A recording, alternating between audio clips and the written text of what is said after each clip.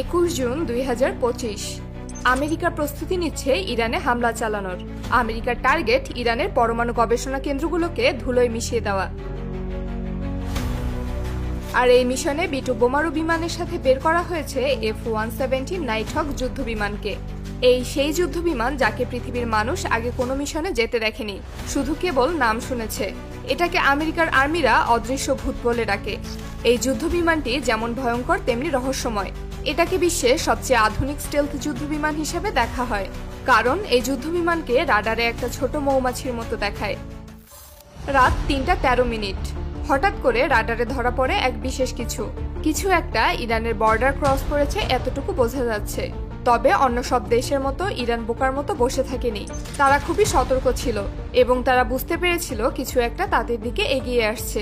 নাইটহকের নাম শুনলেই সারা বিশ্ব কাঁপে, কারণ এই প্লেনটা রাডার থেকে যেমন অদৃশ্য তেমনি ভয়ঙ্কর লেজার গাইডেড বোমা বহন করে।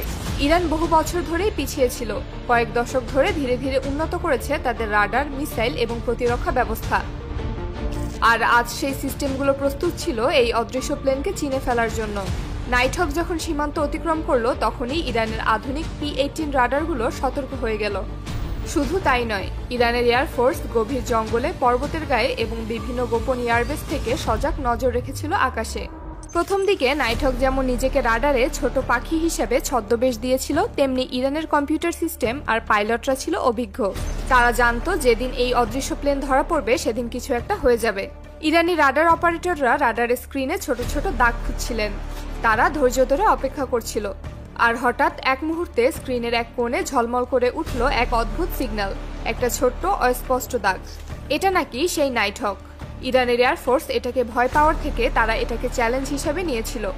ইরানের প্রতিরক্ষা বাহিনী দ্রুত তাদের মোবাইল এয়ার মিসাইল ইউনিটগুলোকে মোতায়েন করলো। ড্রোন, মিসাইল, রাডার সব একসঙ্গে কাজ করলো। নাইটহক চেষ্টা করলো বিভিন্ন কৌশল অবলম্বন করতে। তারা জানতো আমেরিকান কোনো ফাইটার জেট তাদের আকাশে ঢুকে থাকলে এমনটাই হওয়ার কথা। একটু একটু করে কম্পিউটারে নাইটহকের অবস্থান আর গতিবিধি বুঝতে পারলো ইরান। তাদের আধুনিক লেজার গাইডেড মিসাইলগুলো প্রস্তুত হলো আর নির্দেশ দেওয়া হলো লক অন করতে। যখন নাইটহক বোমা বের করলো, তখনই রাডারে পুরোপুরি স্পষ্ট ধরা পড়লো। এটাই ছিল সেই সুযোগ যা ইরানি এয়ারফোর্স চেয়েছিল। মিসাইল ছুটে গেল আকাশে, দ্রুত গতিতে চলে গেল মেঘের আড়ালে। নাইটহক পাইলট চেষ্টা করলো এড়িয়ে যেতে।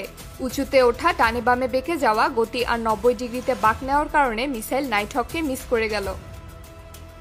আর এই সুযোগেই বেশ কয়েকটা মিসাইল গিয়ে পড়ল ইরানের পরমাণু গবেষণা ঘাঁটিতে। কিন্তু এরই মধ্যে ইরানের 2টি ফাইটার জেট নাইটহককে ধরার জন্য বের হয়ে গেল। এখানে একটা ব্যাপার হলো, নাইটহককে যুদ্ধ করার জন্য বানানো হয়নি। এটাকে মূলত বানানো হয়েছে বোমা বহন করার জন্য এবং নিখুঁত নিশানায় বোমা মারার জন্য। এই কারণেই ইরানি ফাইটার জেট এটাকে অ্যাটাক করলে সে কিছুই করতে পারবে না। আর ঠিক এই সুযোগটাই নিল ইরান। টানা 6 মিনিট ইরানের 2টি ফাইটার জেট নাইটহককে তাড়া করলো। ইরানের ফাইটার জেট চালানো পাইলটরা জানে আমেরিকার এই নাইটহক যদি কোনোভাবে ইরানের আকাশ সীমা একবার পার করে ফেলে, তাহলে তারা আর কোনোভাবেই তাকে ধরতে পারবে না। তাই দুইজন পাইলট দুই দিক থেকে ধাওয়া করতে থাকলো। ইতিমধ্যে আমেরিকার হোয়াইট হাউসে পৌঁছে গেছে এই খবর। এরই মধ্যে ইরানের একজন পাইলট নাইটহকের দিকে মিসাইল লক করে ফেললো। আর তারপরেই ডিরেক্ট হিট।